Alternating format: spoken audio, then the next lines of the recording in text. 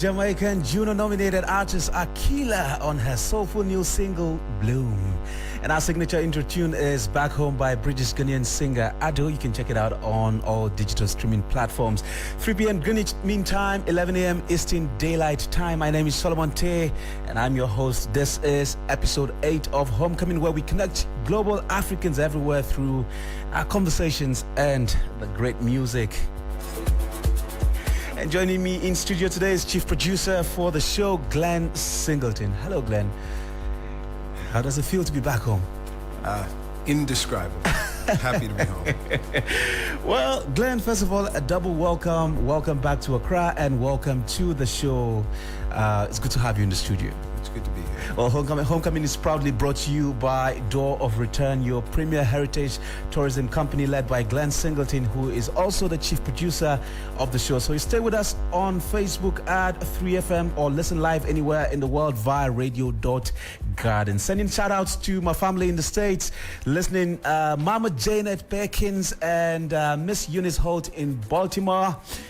Madison and Earl in Atlanta, Georgia, Ray Fisher in Philadelphia, Dr. Carmen in Oakland, California, and the entire Homecoming family listening to us right now anywhere else in the world. You all are amazing people. And a happy birthday to my good friend Margaret Derry, wishing you a lovely day filled with joy and celebration. Now, it's becoming, quite common,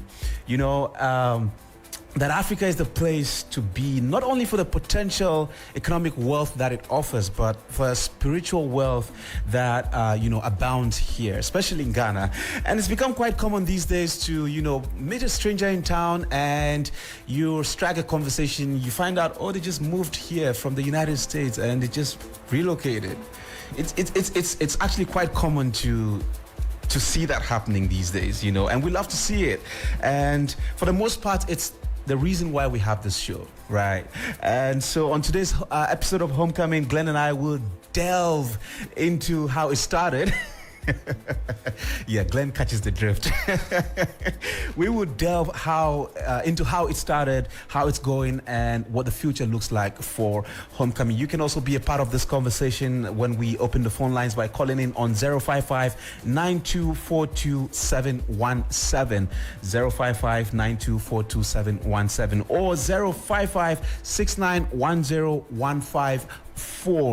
Or you can leave a comment in the comment section on Facebook at 3FM 92.7 if you're watching us live on Facebook, and I will do well to read them comments out. First, let's take a music break, and when we return, we will take a deep dive into today's conversation with Glenn Singleton on what you should know if you're contemplating visiting or moving to Ghana, and what government can do to make it easier for those considering that decision. Coming up just fine by Mary J. Blige on our playlist today, and Living It Up by Jerul. When we come back, we will dive into that conversation. To stay with us and don't go anywhere.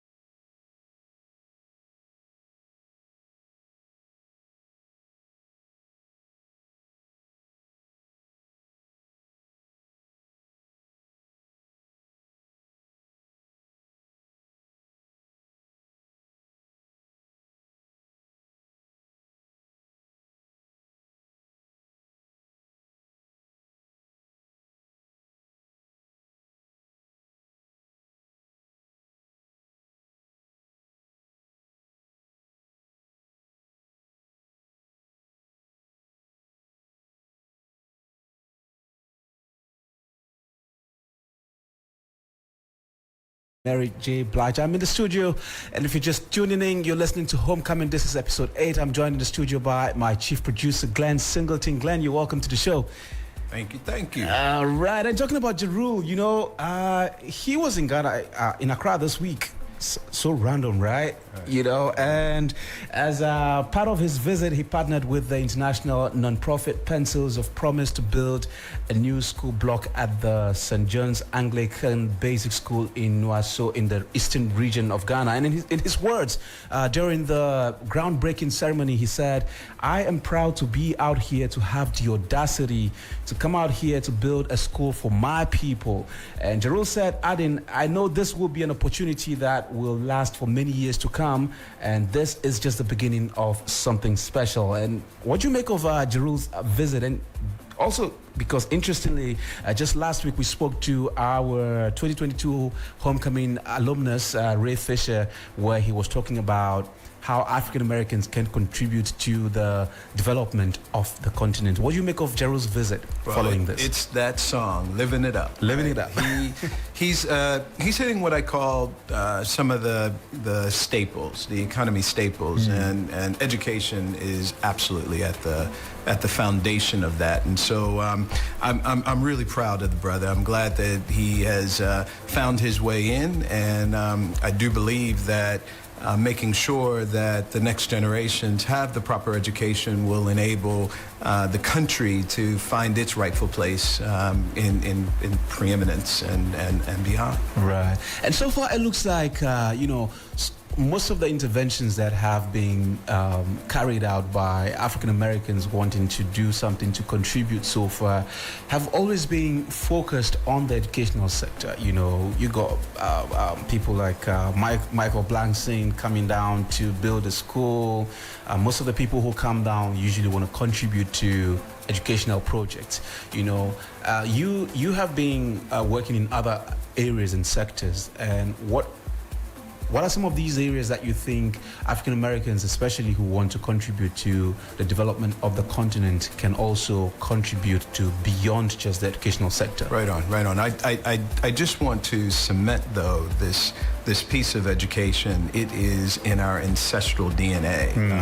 African American people were denied education in the United States, and it's a long, hard-fought battle for quality education, which we still don't receive. Right. So, I'm here with you because of sitting at the top of that education system, and I don't want to diminish it, but for other people, there may be other callings, and so I just think about some of the ways that I tap in, and coming from Baltimore, the home of Johns Hopkins University and the medical center, healthcare is one of the big pieces, and I was very fortunate to be connected with Dr. Linda Decker and Franklin Medical Center, and so I do believe that I get the best medical care anywhere on the globe, and that's something to say coming from a place like the United States where we do have unbelievable health care. Furthermore, I think that and this well, you introduced me to the theater here, and visiting the National Theater and the arts. This is such an incredible part of life. We get to tell stories on stage, like you did with The Gods Are Not to Blame. And so I do believe that there are incredible opportunities for theater and investing in theater. We invested in Lumina, which blew my mind, right? Lumina is a black opera troupe, and we brought them to the United States via Zoom for our Black History Month, and it just blew us away. We don't see these images. Opera is something that comes out of Europe to us, right? Yeah. Sports and athletics, we saw the whole NFL piece, and so it's a key. It's a way in for a lot of people. The corporate side, branding this experience, and I think the work that Francis Y. Brown is doing over at Animex is amazing, telling the stories, and so he needs investment for that kind of experience to get that out. These are animations so that our kids can learn the right stories. In the film industry, you had Chris Atto on a couple of weeks ago. Yeah, and 2 weeks back, yeah. Yeah, he's our homecoming ambassador. I'm one of the producers on Nine, his film that's about to come out. But they're younger people as well. We can look at the Hollywood set, but we can also look at some of the things like McClistow Corentang are doing. He's studying over in London television and film school right now, but in post-production for the homecoming documentary.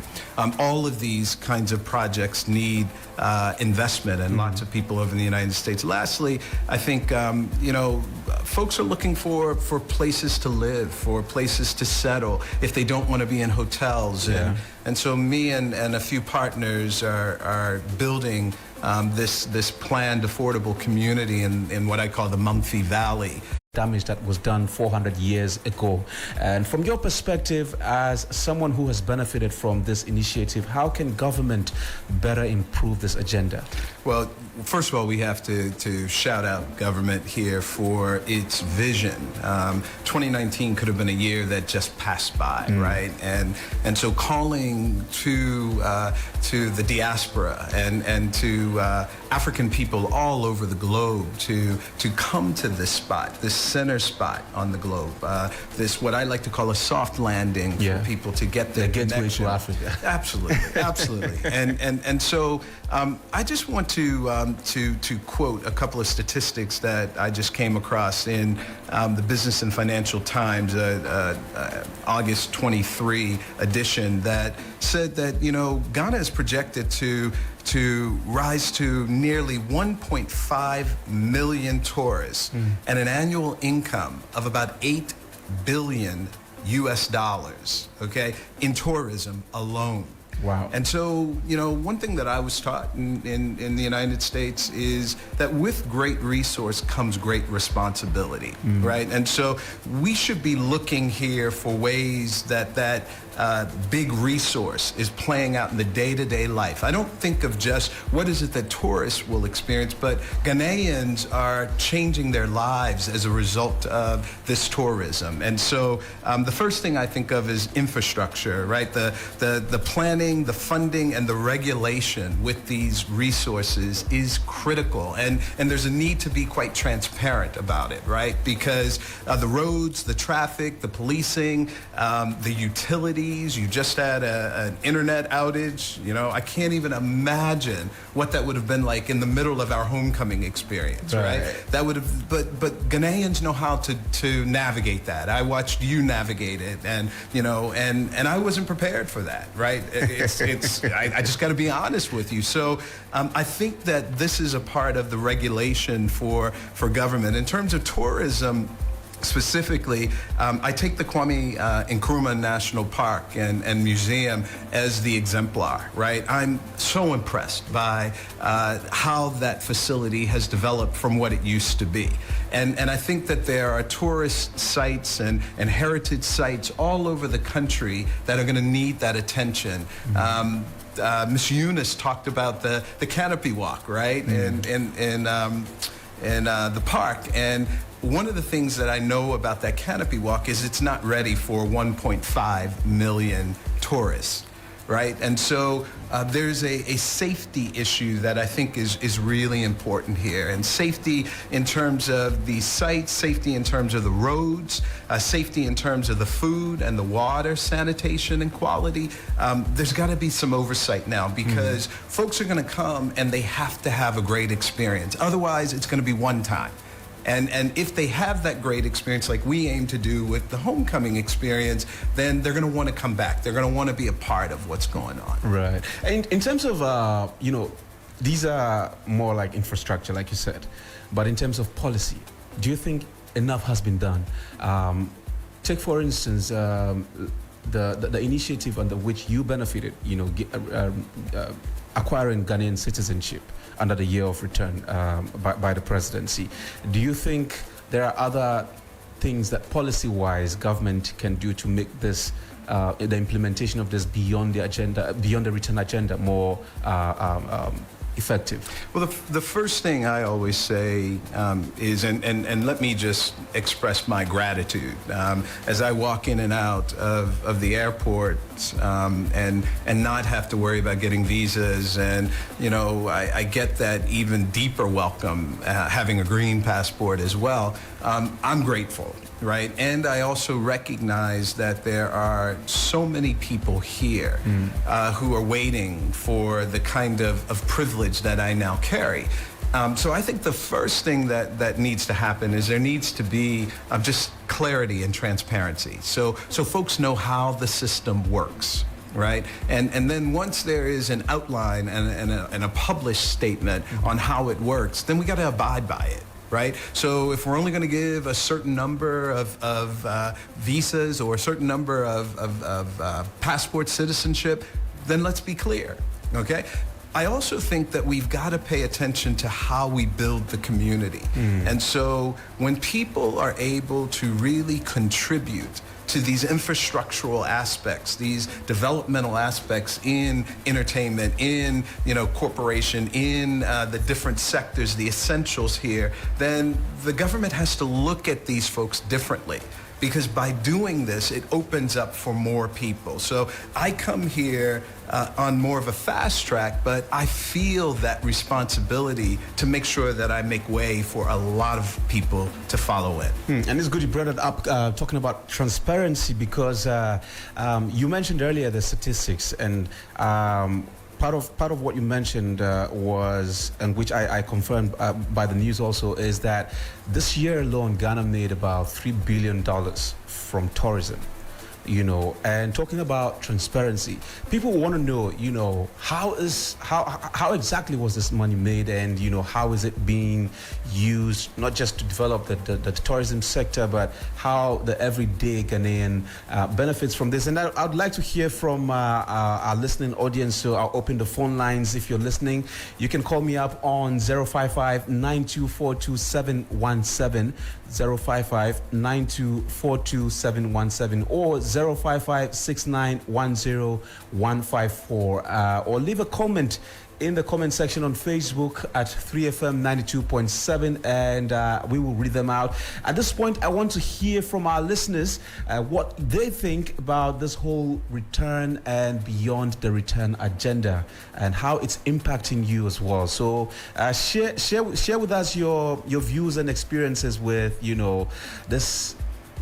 this door that has been opened for our African brothers and sisters to come join us and enjoy this beauty of a country that we have been enjoying for years. And so call me up on 055-9242-717 or 055-6910-154, and let's get talking. And Glenn, whilst we're waiting for the calls to start, reeling in, there's been this, I don't want to call it a controversy, but a misunderstanding about people who have made that decision to come settle in Ghana.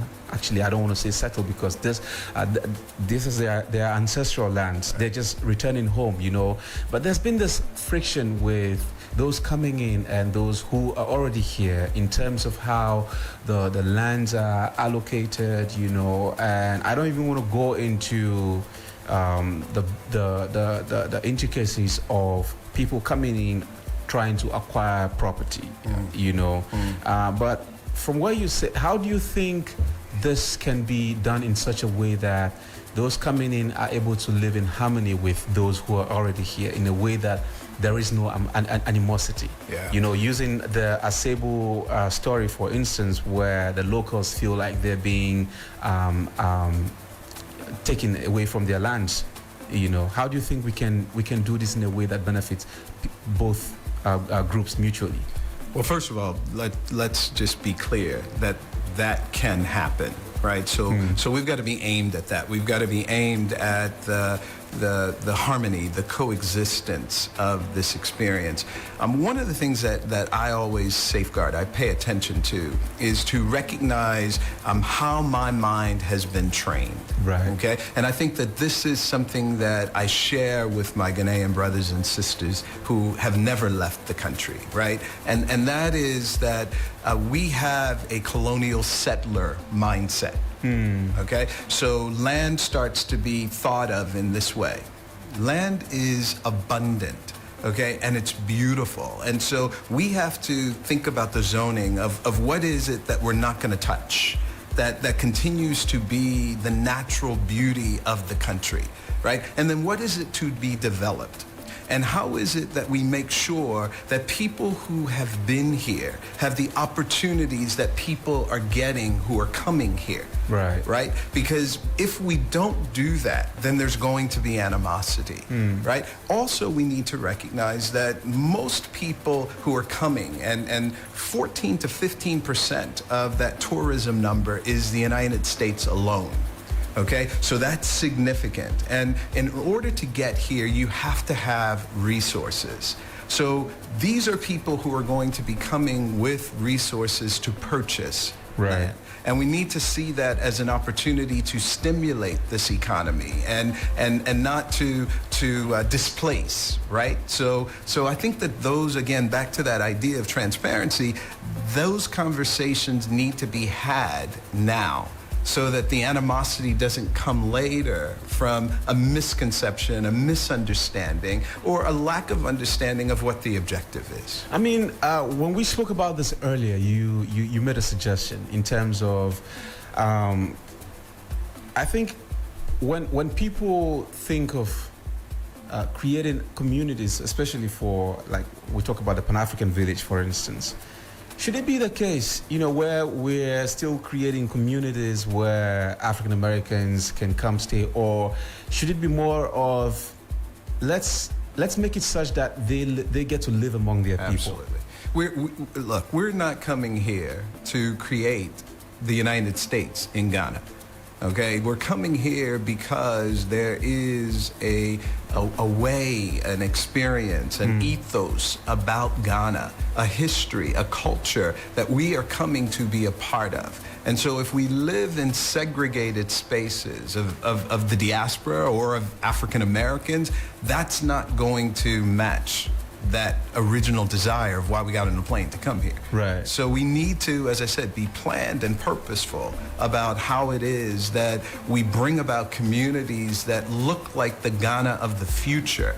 Okay, not of a segregated aspect of the United States or the diaspora and Ghana, living in different places. Well, just a quick comment here from Gail Reeves. She says, so pleased that my husband and I had the opportunity to participate in Homecoming 2023. Life-changing experience. We heartily recommend. Thank you so much for that comment, right, Gail Reeves. And if you're watching us on Facebook, be a part of the conversation. Just drop a comment under the comment section. There's a message from Jonathan Mashal. Says, Homecoming is firing. Yes, it is firing. Thank you for tuning in. And we still want to hear from our listeners on the ground here. If you're listening to the show, we want to hear what you think about the year of return and beyond the return agenda by government, and how it is impacting you, and how you think that it can be done better. So you can give us a call on 055-9242-717, 055-9242-717, or 055-6910-154, 055-6910-154. My phone lines are open. I'm in the studio with Glenn Singleton. He's chief producer for the show, and we're still having this conversation, now to Homecoming experience, because of Gail's comment. What's new to look out for? What's the climate in the United States? I know that for the past week it has been quite eventful. Talking about your the bridge collapse in Baltimore, your trip to Tulsa in Oklahoma, and Austin in Texas, your work over there. I know O.J. Simpson passed away. May he so rest in peace. It's been a lot happening in the United States. You just... I kind of think that in the last couple of weeks, the United States was hazing me, just making me leave, right? And so you talked a little bit about the week of Austin and Tulsa, and that being the assassination of Martin Luther King, his famous mountaintop speech, and then on to Black Wall Street, this economy that was, one of the top economies on the globe at that point, not just in the United States, a full circulation of these black dollars in this little tiny town of Tulsa, right? And so this to me gave me such inspiration of what's possible. We don't have to be segregated, but we do have to see the value of our own contributions and everything. And I think, you know, our homecoming participants have been really awesome about bringing those parts. Gail and Ken, you know, Ray that you've had on, the folks that have come in 19, 22, and 23, and then what we're anticipating for 24, right? You just mentioned Ray. Let me read out his comment. It says, Glenn, thank you for your commentary. Entering into Ghanaian society needs to be well. I love you discussing this. Hey. Well, thank you for your comment, Ray Fisher. Well, he's Shenzira Scott on Facebook. That's my college buddy. Ray and I have been together for so long, and I'm so glad that he's been a part of this and that he's found his own home here. You talked about the O.J. Simpson trial also, or not the trial, but the passing of our brother. I think that O.J. Simpson's passing is indicative of why folks really want to have this kind of experience, right? So O.J. Simpson tested the court of public court. The court of public opinion. Yes. Yeah. And so his life was like that. And so it's not at all strange to me that he developed illness and that the stress took over. And so you know, I wish him a rest in peace, and you know, I wish also that the United States could actually have courageous conversations about these issues, which we do at homecoming, right? Definitely. Right. You know, I just had a brain freeze, but I was gonna. You know, I just remembered what I was going to ask. But when we think about moving to Ghana, people think of it in an absolutist perspective. Yeah. You know, you have cracked a code that works for you. And one of the concerns for a lot of people for when considering moving to Ghana is the income gap. Right. You know, when you come to Ghana, you need to get something going in order to be able to earn some income to sustain yourself. Right. Now, whilst the standard of living here is quite low compared to the US, when you have little here, you're good. Right. You know, you've got people around you, you've got a social net around you that holds you right. when you're not strong. But still, you need something to keep you going. You know, and that is one of the biggest concerns for a lot of people. Right. And so they move here, but they're still thinking in terms of jobs.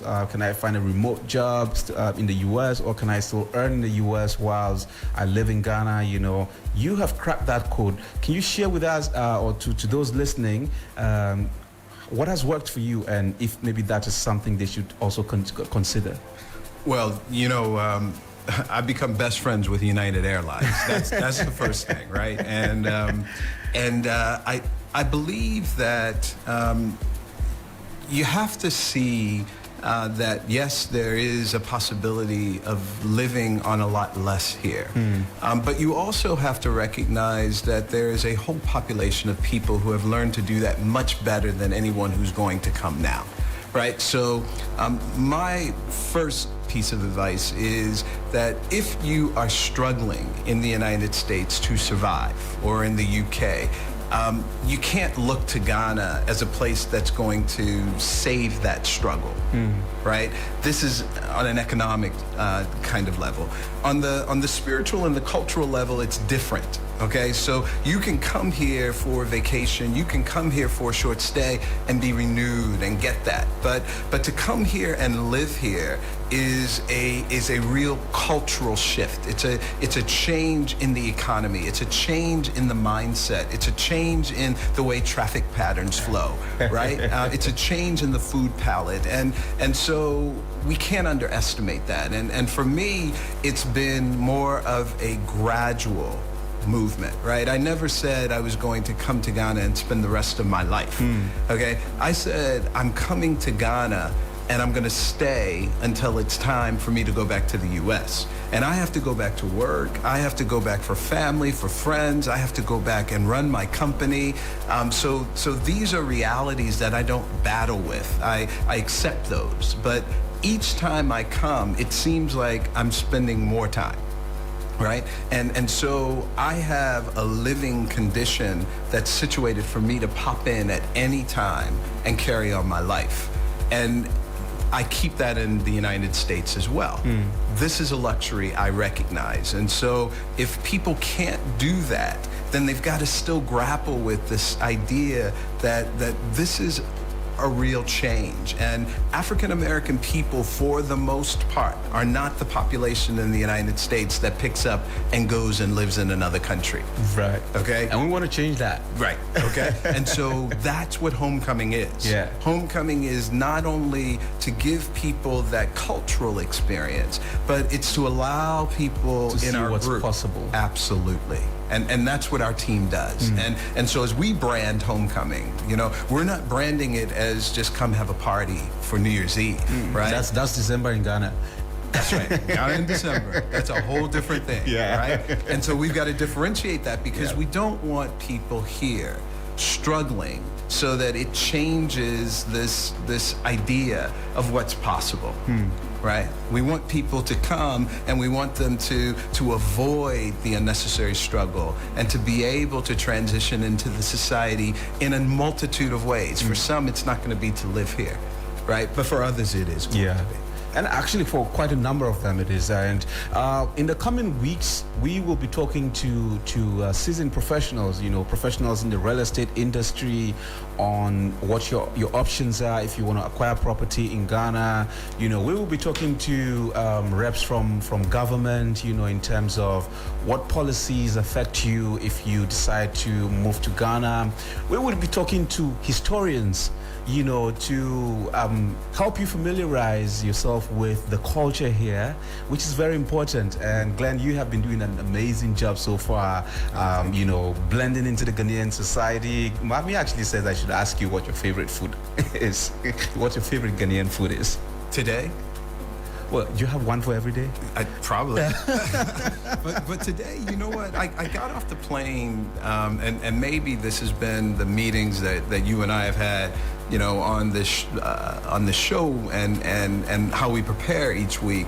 But I missed the opportunity to have, as much wachi as I could have, right? So, I'm just going to shout out Buka right now because I get off the plane and I get over to Buka and I get my tilapia, I get my jollof, I get my kelewele, I get all of that and now I'm set. So eventually there's going to be some red, eventually there's going to be some egg stew, there's going to be, a variety of things. I know that Pressy is going to be bringing, what's she going to bring me this time? She's going to bring me some palava sauce, so I have so many because I'm a newborn in it. So, kids like a lot of things. I'm a kid here.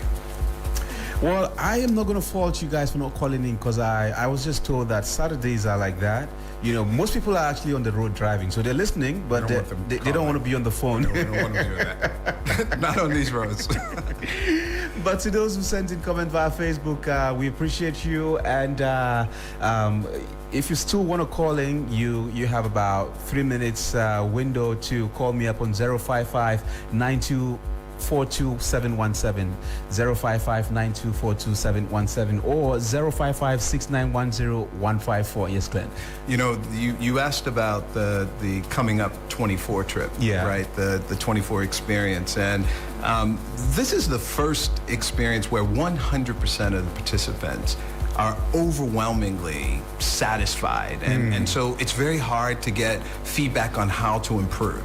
Right, but we know that there's one part of it that's going to happen, and because I'm, a proud part of Apredi, and I know that our chief Okampa is going to be celebrating his 30th year on Sulu, I will be incorporating that into the 24 experience. So we're going to Apredi. We're going to Apredi. We're going to spend the day there, the naming ceremony, the festival, the food, the people, the culture. We're going, okay? Well, I cannot wait. Going to Apredi. Well, if you're just tuning into the show, this is Homecoming, where we connect global Africans. Our conversations are about bringing Africans everywhere back home. That's why it's called Homecoming. And I have been in the studio today with my chief producer and the founder of Door of Return, which is responsible for Homecoming, Glenn Singleton. And he just got back from the States and he's joined me in the studio live today. And we've been having that conversation. Thank you so much, Glenn, for joining me in the studio today. Always a pleasure. Well, don't forget to go online at GhanaHomecomingExperience.com to sign up, or copy the link and share to all your networks and encourage them to sign up for our next homecoming trip to Ghana. Next weekend, we will break for a season, for the season, and we'll bring you a repeat broadcast of our second episode, which we had with Osi Omenyora, who is the head of the NFL in Africa. And if you missed today's episode, you can catch a playback of it on Facebook at 3FM 92.7. And this is leaving you with the rest of our homecoming playlist for the week, featuring Aloe Black's Love is the Answer and Nigerian singer Asha's Bibanke. Glenn, any last words before we go? Happy to be home. Happy to be home. Well, we'll see you again in a few weeks. But until then, stay with us.